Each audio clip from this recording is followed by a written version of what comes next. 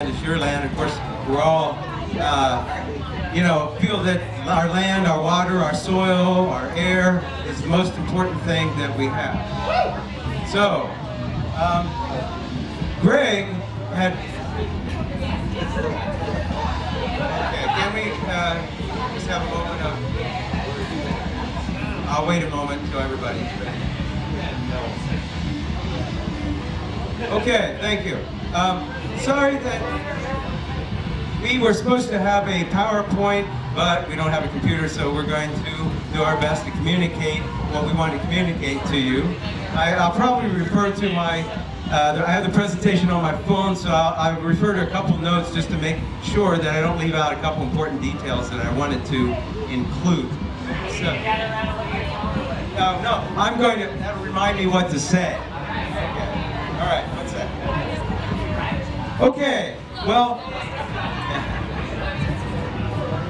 all right. We're with the community, Columbus Community Bill of Rights, and Greg told you about fracking, why that's important to Ohio and Columbus, and now I'd like to talk about the problem. What we would like to do, can we have some, I'm sorry, we're not getting any attention here, please.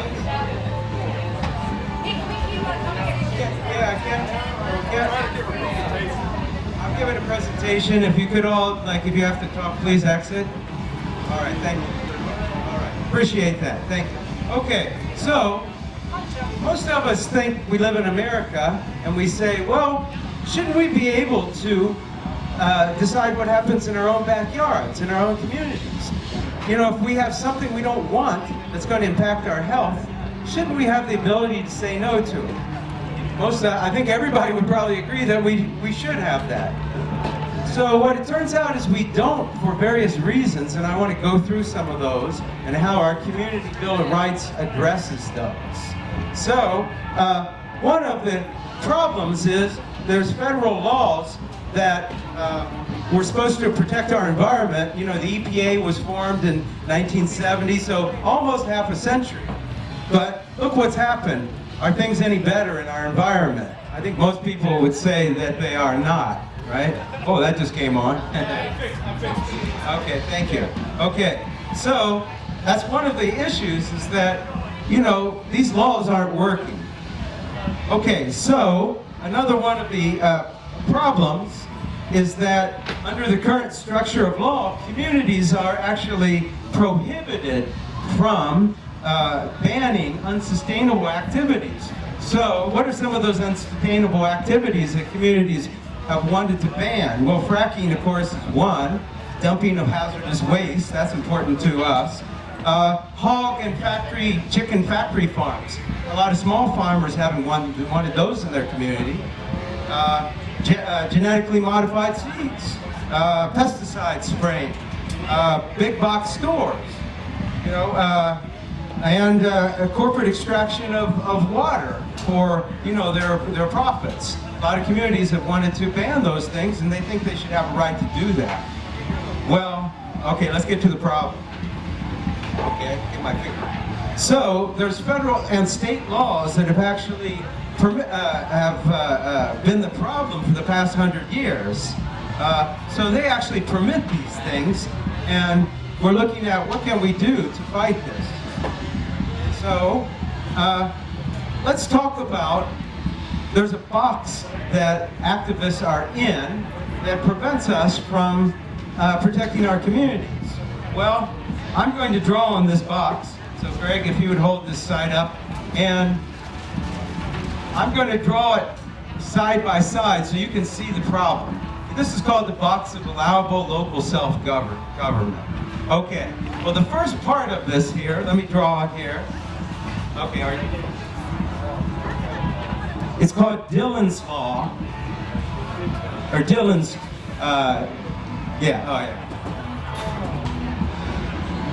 Dillon's Rule, more appropriately, and preemption.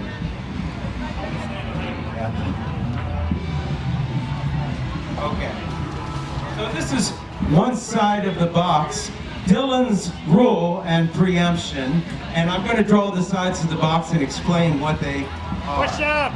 Well, first of all, Dillon, he was a Iowa Supreme Court justice way back in the 1800s. But it even goes back before that. There was a case in Dartmouth in early 1800s that basically granted contractual equality with a business corporation with the state, and municipal corporations have a lower level, so that they are, they're elevated business corporations above municipalities. So that was the start of it. Then Dillon, more importantly, ruled that municipalities don't have any power that is not specifically granted to them from the state. So the state is like the parent and municipalities are like the child. So that's one thing that's preventing democracy from happening here. This is happening, not just in Ohio, all over America. And so under this concept that government is merely, the local government is just merely an administrative agent of the state or federal government, and we elect these local officials, but when it comes to some of these important issues, they can't do anything about it. So, and another thing about state preemption, in 2004, Ohio House Bill 278, it gave Ohio Department of Natural Resources, ODNR, exclusive authority for oil and gas permitting, location, and regulation. So that means they said no, local municipalities can't have a say in this. The state decides this. So the federal law preempts the state preempts the local, so it sounds pretty undemocratic system. All right, so the second part of the box is called the rights of property. So let me draw that. Okay.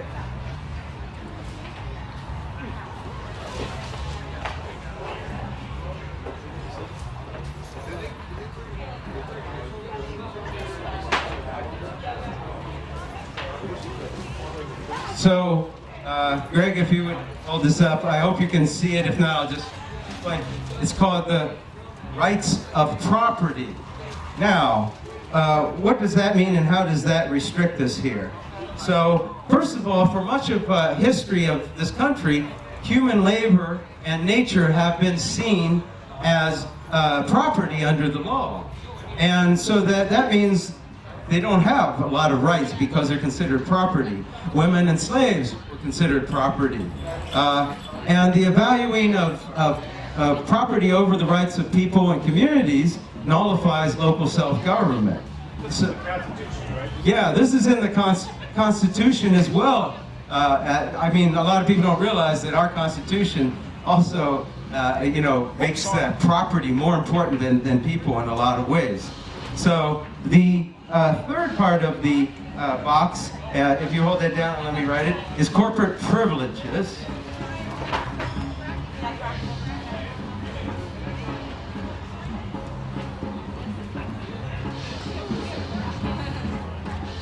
Okay? Yeah, corporate privileges. Now, I don't want to call them rights because we don't believe that corporations have rights. They have been granted privileges. Well, what are some of the privileges? You've all heard of like Citizens United, but it started way back. 1819, the U.S. Supreme Court recognized constitutional rights for corporations in a Dartmouth case, which is called the Contract Clause, which they used to their advantage. Then in 1886, that's when corporations were declared persons. That long ago, 130 years ago, and so they have the rights of the 14th Amendment. Then, in 2010, with the Citizens United decision, that corporations have First Amendment rights, which is free speech, and of course we know they can spend money at will because of that. And corporations are also protected by the Fifth Amendment, and so what that does is says that all communities, first of all, have to allow legal uses, and if the corporations are granted a permit to extract resources from a community, then, and a community tries to prohibit that, the corporations can sue the community, claiming that their property has been taken without due compensation. So this is one of the issues, part of the box. And then there's one other part of the box here, which is the regulatory fallacy. Let me just draw that and say a couple words.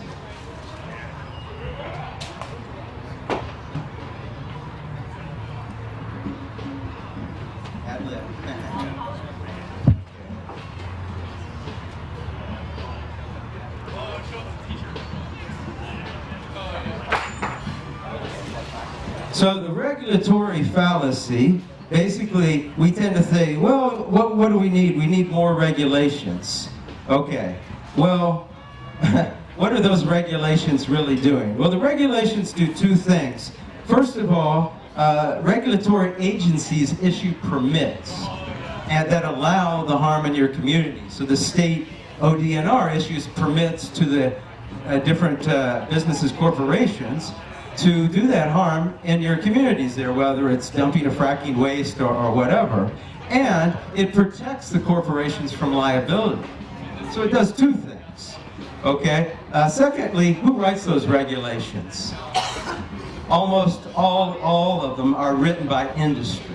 And they're given to, you know, the officials, politicians, and all of that, because they don't have knowledge about that. And of course, they're written for their benefit, you know. Now, what if a community doesn't want any harm, and the permit is saying, well, we'll allow this amount of harm? Well, we should be able to say no to certain things, and that's what we believe. In Ohio, also, many of ODNR's oil and gas division comes straight from industry, so talk about the revolving door there. And we believe that people have an inalienable right to clean water, clean air, safe soil, and you can't regulate those. Those are absolute rights. Okay, and there's one more thing in here, so let me put it in the middle of the box and then I'll talk about that.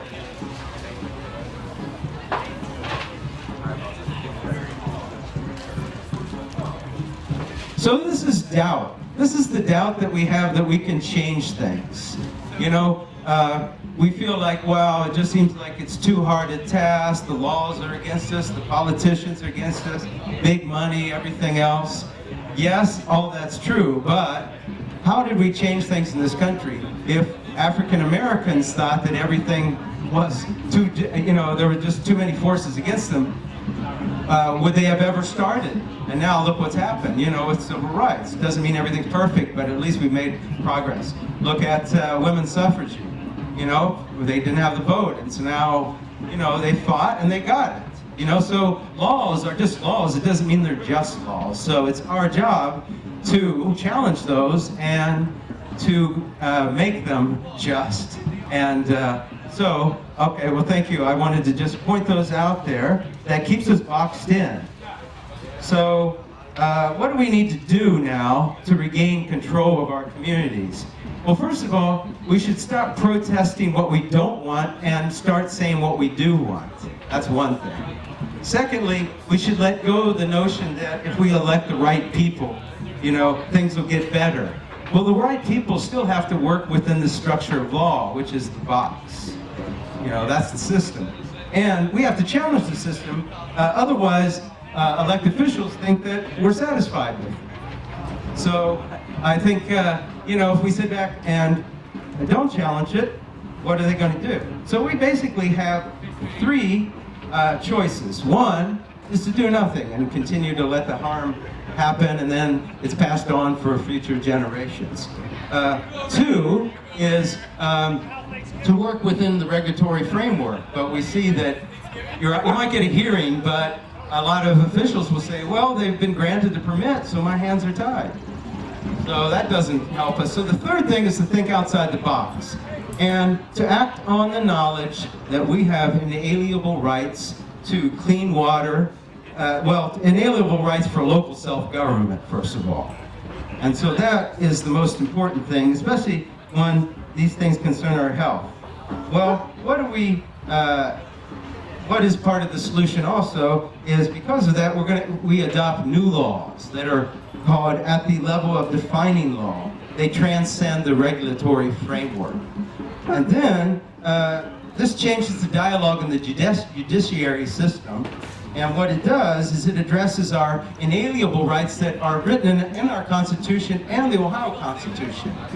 Let me just read one small part of the Ohio Constitution, which a lot of people know. It says, all men are born equally free and independent and have certain natural, inherent, and unalienable rights, among which are the enjoyment of defending life and liberty, acquiring, possessing, protecting property, pursuing, and obtaining happiness and safety. Okay, and then it also goes on to say that that the people have at all times the complete power to alter, reform, or abolish their government whenever they deem necessary. So this means we have the power of changing the system, and we have to exercise that power. Now, so what is how we're with the community, Columbus Community Bill of Rights, but there's community bill of rights all over this country that are happening right now that have been passed. Well, it started with a group of lawyers and other concerned people in Pennsylvania. I won't go through the whole history, but the organization is called CELDEF, which is Community Environmental Legal Defense Fund.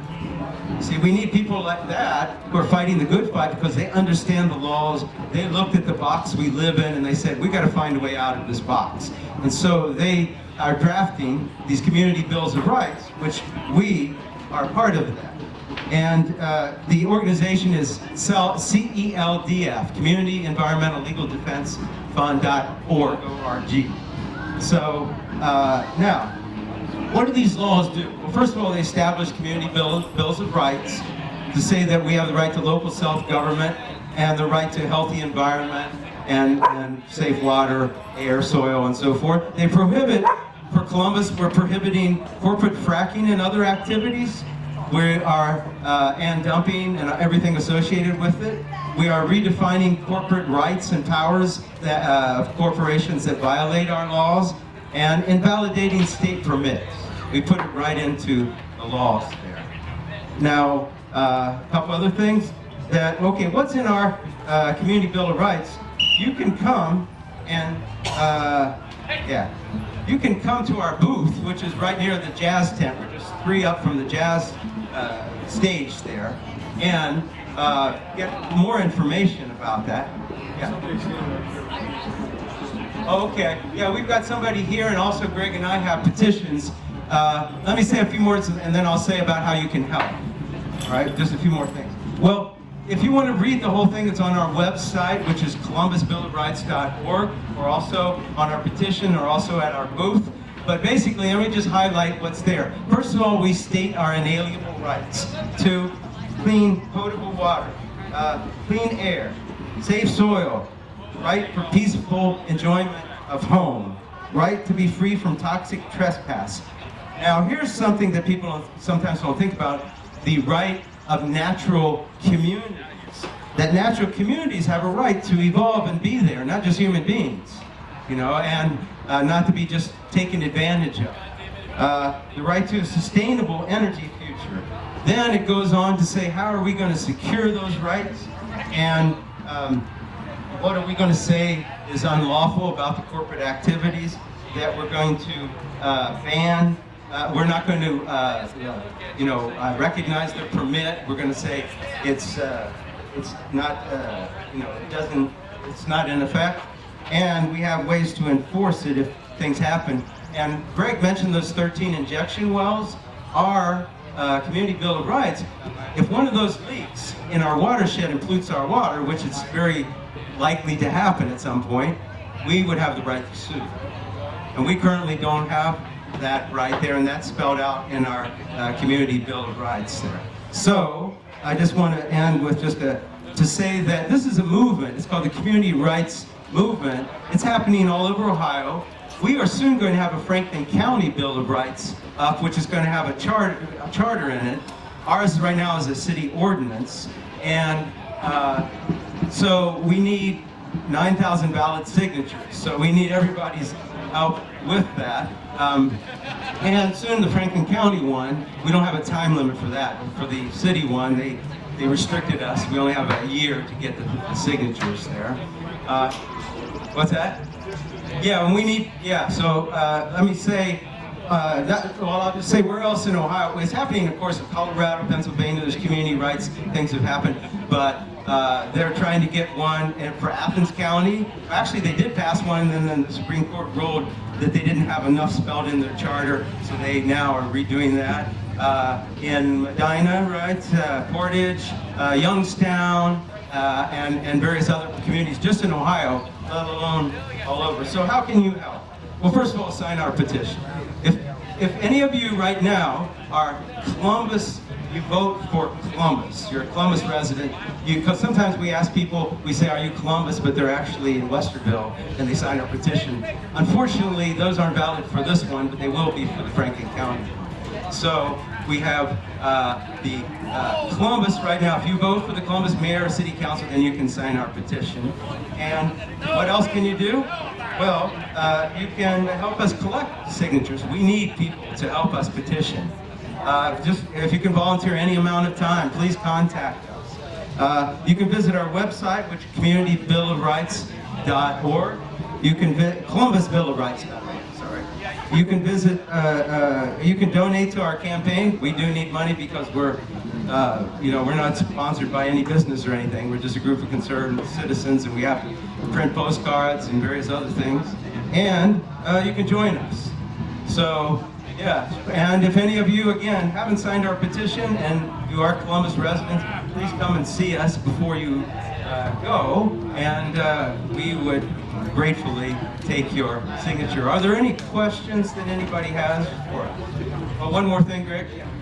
Anybody familiar with Broadview Heights, Ohio? Okay, Broadview Heights it's a bedroom community of Cleveland. There's 14,000 people. It's a suburb of Cleveland.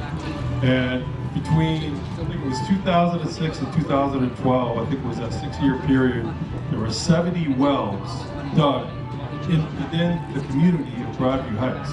They couldn't control it. It was out of control. Everybody signed the leases. Their mineral rights leases, thinking it was going to be great. But I was up there about a month and a half ago talking to some of the people that have these legacy wells that are now 5 or 6 years old. They get like $40 a month. Some of them built it in royalties on these things. So there was really, they got all these wells. They got wells next to playgrounds. There was a kiddies playground area that had a gas well about from here to that speaker from the playground. And so it's nuts. It's really nuts. The schools are all over the place. But they passed their Community Bill of Rights in 2012. They have not had one well since 2012 for 3 years. Now the county court turned their Bill of Rights down this year, which basically means the drillers can come back in. It doesn't have any teeth. And that's the fight that we're in. This is a movement. This is a fight. It's the people of communities taking our rights back. And it's a fight. It's not something that's going to happen right away. That's what we're doing, and we're doing this in Columbus because we want to make sure right here in Columbus it doesn't happen at the State House right here in Columbus.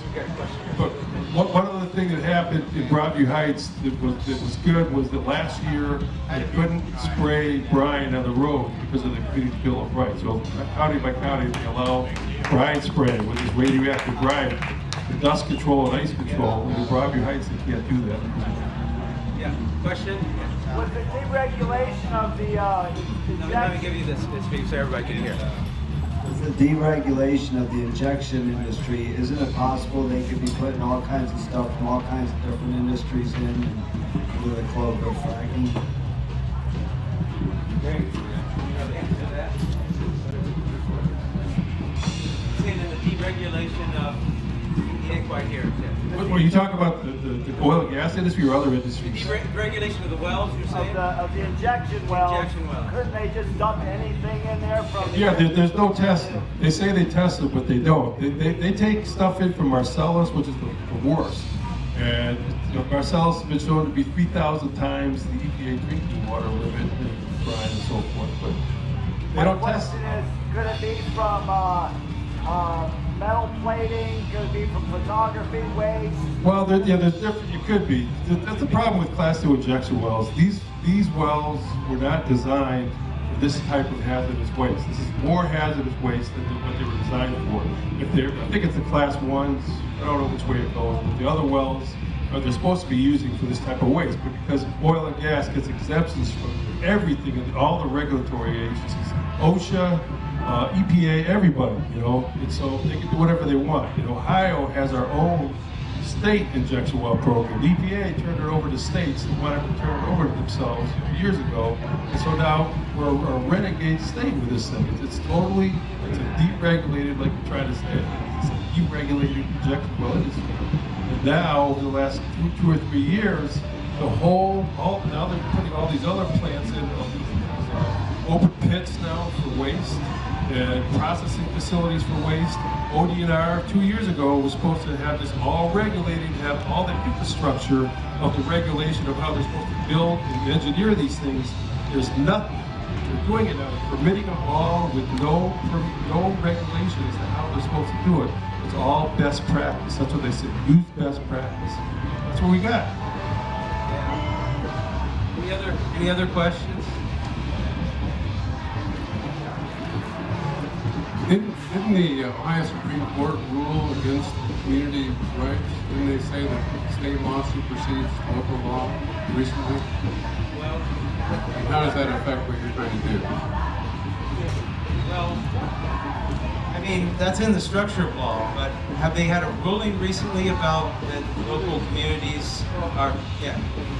One thing I know, the only thing that the Supreme Court did with oil and gas was Monroe Falls. That was 2014, a couple years ago, and Monroe Falls was a zoning issue. And Monroe Falls always charges money for people for permits for these types of wells. And because since House Bill 278, they have state control now, the state of Ohio decided they don't have to pay the local zoning fees anymore because it's at the state level. They wanted to keep them out. They had this well that was within a couple hundred feet of the school. They wanted to stop that. So that's what they were doing. I think that's part of what they were doing. But the Supreme Court did a split decision. It was 4-3 or whatever. And Justice O'Neill, I think, he just basically said that this is ridiculous. This is you got the hens in the state house, running this thing, and this is what you get. That's basically what he said out of that decision. And so zoning. There's still some possibilities you might be able to do some kind of zoning. It's pretty toothless. They have control over everything. Yeah, one thing zoning does, it still allows the harm in your community. It just says, oh, let's sacrifice this area over here.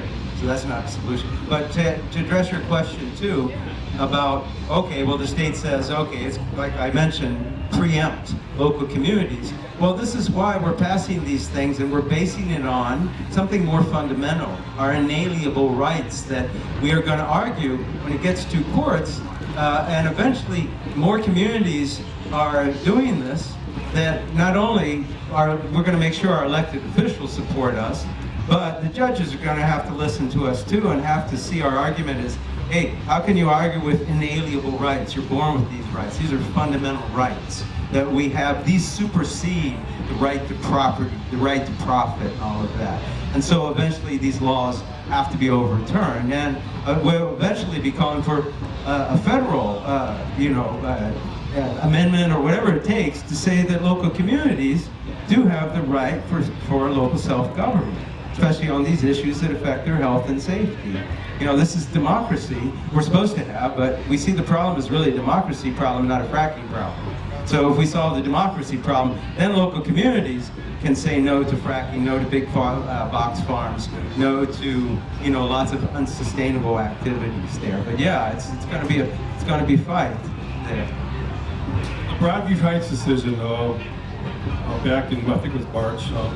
What happened? We got 88 counties in Ohio, and they made these community bills of rights. Basically, you can't use them in Cuyahoga County now. So we've got 87 counties to go.